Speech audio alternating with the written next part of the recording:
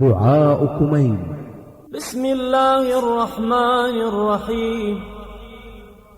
اللهم صل على محمد وآل محمد. اللهم إني أسألك برحمتك التي وسعت كل شيء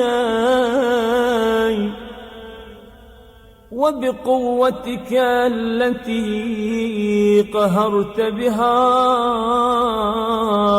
كل شيء وخضع لها كل شيء وذل لها كل شيء وبجبروتك التي غلبت بها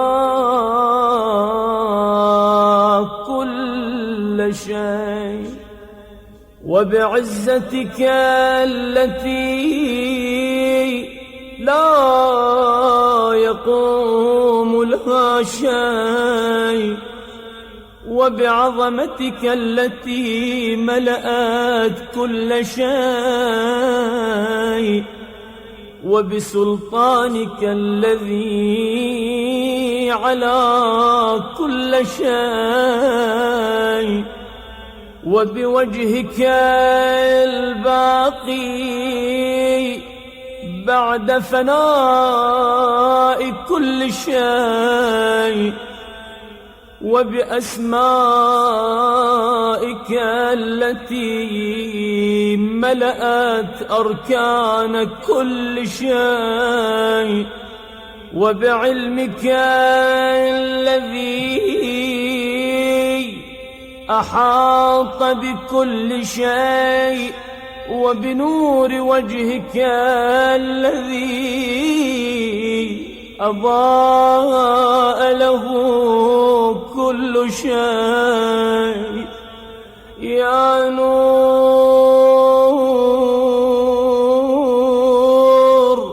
يا قدوس يا أول الأولين ويا آخر الآخرين. اللهم اغفر لي الذنوب التي تهتك العصام. اللهم اغفر لي الذنوب التي تنزل النقام. اللهم اغفر لي الذنوب التي تغير النعم. اللهم اغفر لي الذنوب التي تحبس الدعاء. اللهم اغفر لي الذنوب التي تنزل البلاء. اللهم اغفر لي كل ذنب أذنبته وكل خطيئة أخطأتها. اللهم إني أتقرب إليك بذكرك وأستشفع بك إلى نفسك وأسألك بجودك أن تدنيني من قربك وأن توزعني شكرك وأن تلهمني ذكرك. اللهم إني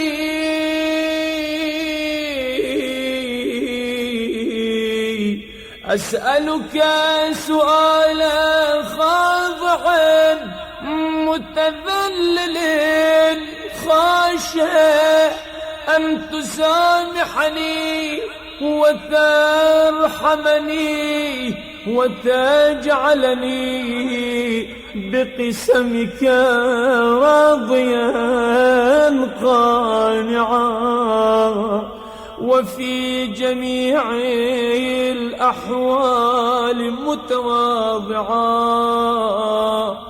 اللهم وأسألك سؤال من اشتدت فاقته وأنزل بك عند الشدائد حاجته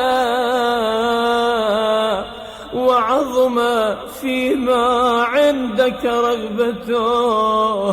اللهم عظم سلطانك وعلى مكانك وخفي مكرك وظهر أمرك وغلب قهرك وجرت قدرتك، ولا يمكن الفرار من حكومتك.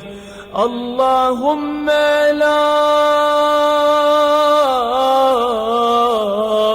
أجد لذنوبي غافرا ولا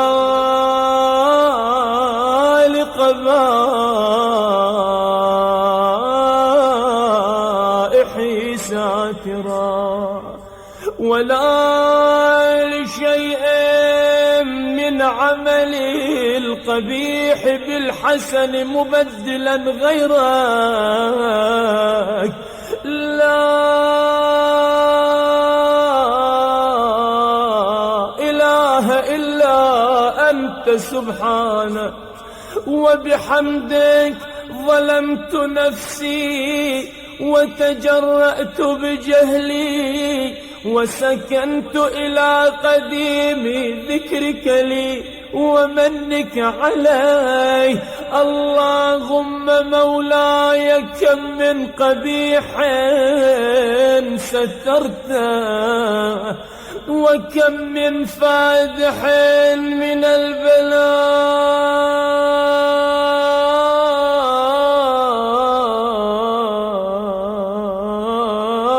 البلاء أقلته وكم من عثار وقيته وكم من مكروه دفعته وكم من ثناء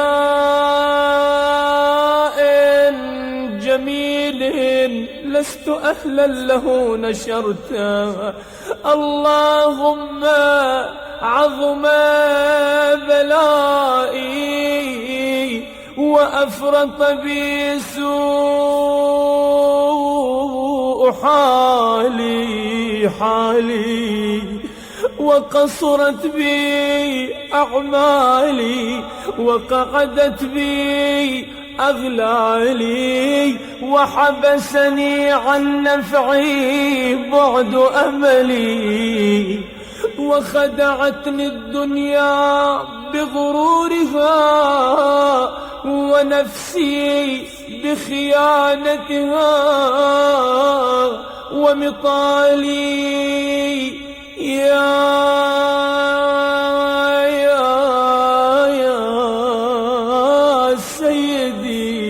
يا سيدي فأسألك بعزتك ألا يحجب عنك دعائي سوء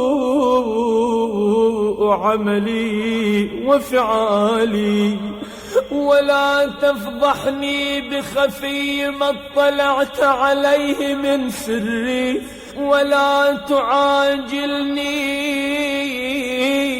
بالعقوبة على ما عملته في خلواتي من سوء فعلي وإساءتي ودوام تفريطي وجهالتي وكثرة شهواتي غفلتي وكن اللهم بعزتك لي في الأحوال كلها رؤوفا، وعلي في جميع الأمور عطوفا. إلهي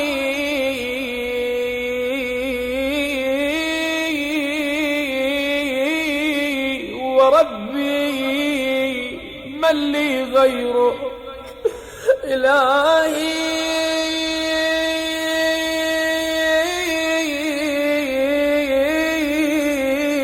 وربي من لي غيرك، من لي غيرك أسأله كشف ضري والنظر في أمري. إلهي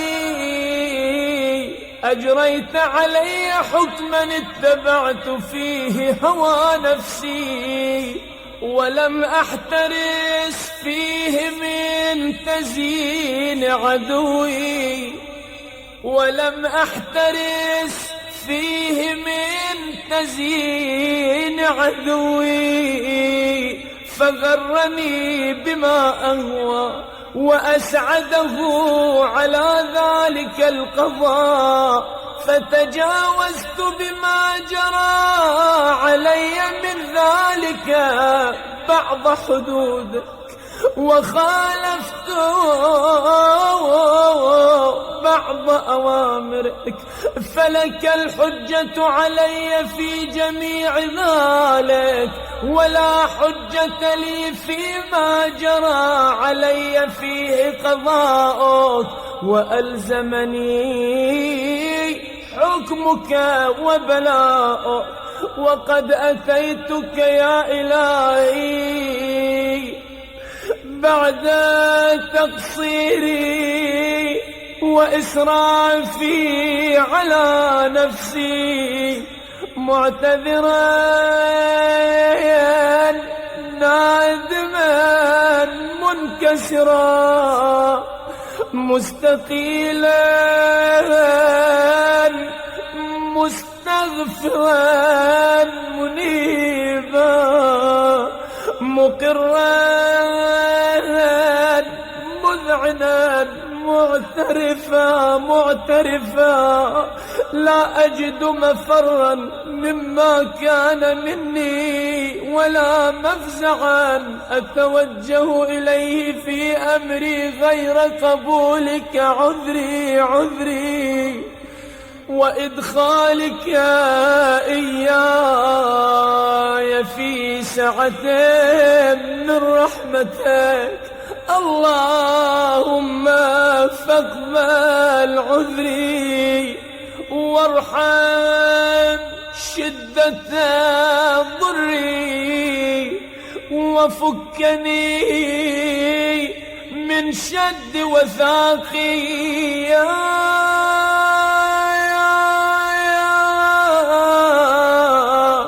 رب ارحم ضعف بدني ورقة جلدي ودقة عظمي، يا من بدأ خلقي وذكري وتربيتي وبري وتغذيتي، هبني لابتداء كرمك وسالف برك بي يا إلهي.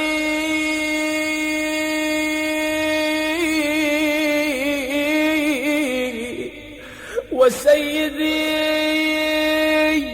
وربي أتراك معذبي بنارك بعد توحيدك، وبعد من طوى عليه قلبي من معرفتك، ولهج به لساني من ذكرك، واعتقده ضميري من حبك، وبعد صدق اعترافي ودعائي خاضعا لربوبيتك. هيهات هيهات أنت أكرم من أن تضيع من ربيته، أو تبعد من أدنيته، أو تشرد من آويته، أو تسلم إلى البلاء من كفيته ورحمته. وليت شعري يا سيدي وإلهي ومولاي أتسلط النار على وجوه خرت لعظمتك ساجدا، وعلى ألسن نطقت بتوحيدك صادقة، وبشكرك مادحة، وعلى قلوب اعترفت بإلهيتك محققة، وعلى ضمائر حوت من العلم بك حتى صارت خاشعة، وعلى جوارح سعت إلى أوطان تعبدك طائعة، وأشارت باستغفارك مذعنة. ما هكذا الظن بك، ولا أخبرنا بفضلك عنك يا كريم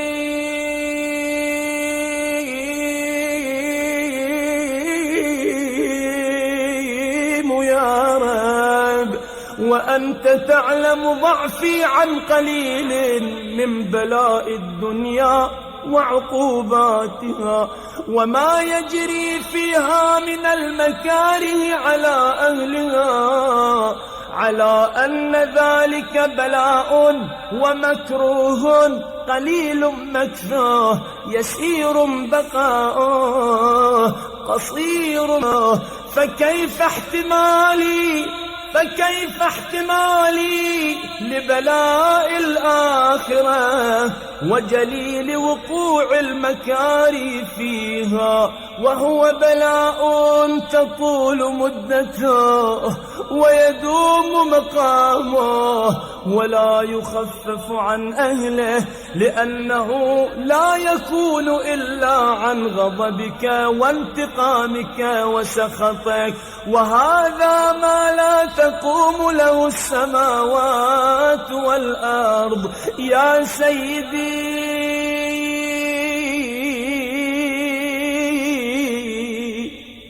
يا سيدي، فكيف بي وأنا عبدك الضعيف الذليل الحقير المسكين المستكين. يا إلهي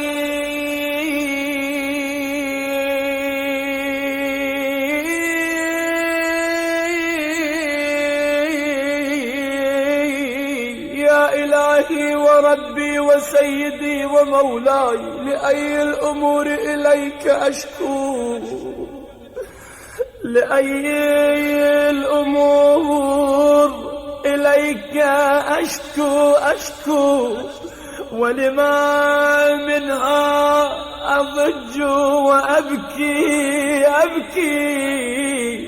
لأليم العذاب وشدته، أم لطول البلاء ومدته. فلئن صيرتني للعقوبات مع أعدائك، وجمعت بيني وبين أهل بلائك، وفرقت بيني وبين أحبائك وأوليائك، فهبني يا إلهي وسيدي ومولاي وربي. صبرت على عذابك، فكيف أصبر على فراقك؟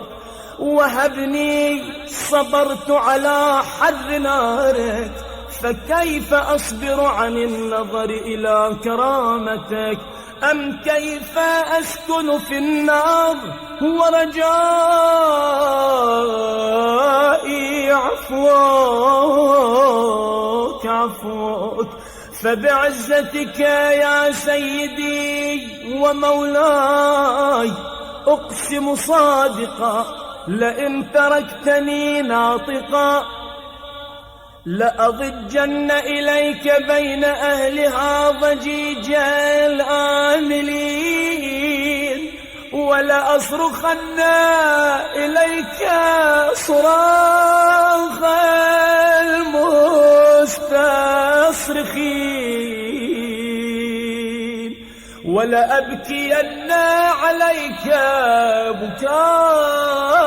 بكاء الفاقدين ولأنادينك أين كنت يا ولي المؤمنين يا غاية آمال العارفين يا غياث المستغيثين يا حبيب قلوب الصادقين ويا إله العالمين. أفتراك سبحانك يا إلهي وبحمدك تسمع فيها صوت عبد مسلم سجن فيها بمخالفته وذاق طعم عذابها بمعصيته وحبس بين أطباقها بجرمه وجريرته وهو يضج إليك ضجيج مؤمل لرحمتك ويناديك بلسان أهل توحيدك ويتوسل إليك بربوبيتك يا مولاي. فكيف يبقى في العذاب وهو يرجو ما سلف من حلمك؟ أم كيف تؤلمه النار وهو يأمل فضلك ورحمتك؟ أم كيف يحرقه لهيبها وأنت تسمع صوتا وترى مكانا؟ أم كيف يحرقه لهيبها وأنت تسمع صوتا وترى مكانا؟ أم كيف يشتمل عليه زفيرها وأنت تعلم ضعفا؟ أم كيف يتقلقل بين أطباقها وأنت تعلم صدقا؟ أم كيف تزجره زبانيتها وهو يناديك يا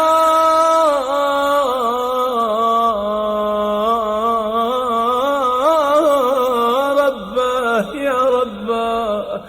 أم كيف يرجو فضلك في عتقه منها فتتركه فيها هيهات؟ ما ذلك الظن بك ولا المعروف من فضلك ولا مشبه لما عاملت به الموحدين من برك وإحسانك.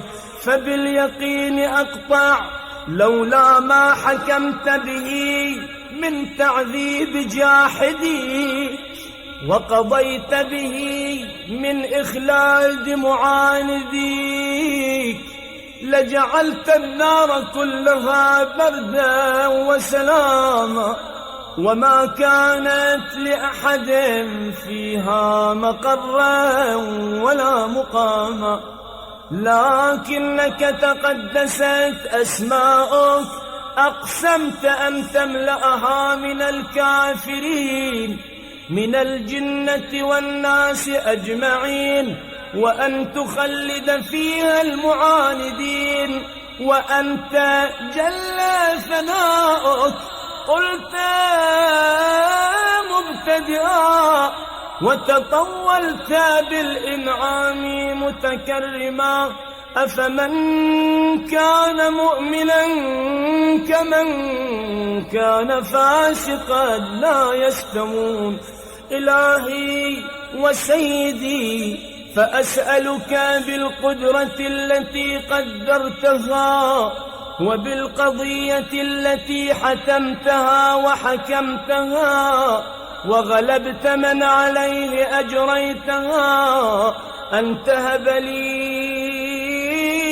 في هذه الليلة وفي هذه الساعة كل جرم أجرمته وكل ذنب أذنبته وكل قبيح أسررته وكل جهل عملته كتمته أو أعلنته أخفيته أو أظهرته وكل سيئة أمرت بإثباتها الكرام الكاتبين الذين وكلتهم بحفظ ما يكون مني وجعلتهم شهودا علي مع جوارحي وكنت أنت الرقيب علي من ورائهم والشاهد لما خفي عنهم وبرحمتك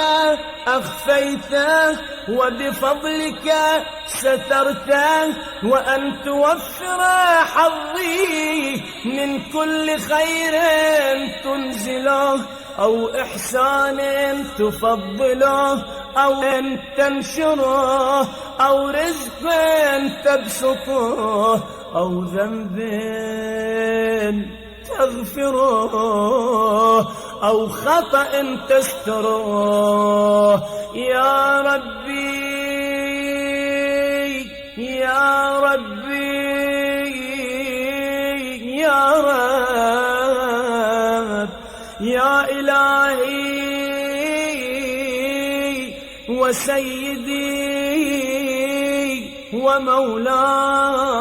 ومولاي ومالك رقي يا من بيده ناصيتي يا عليما بضري ومسكنتي يا خبيرا بفقري وفاقتي فاقتي يا ربي يا ربي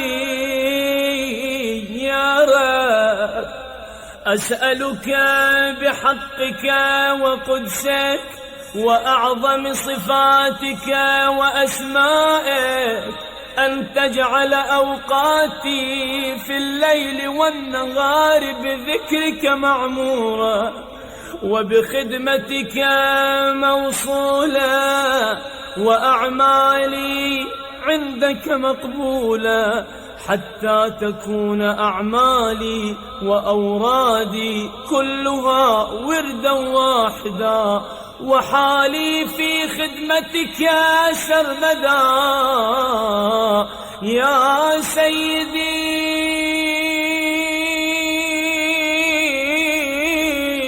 يا من عليه معولي يا من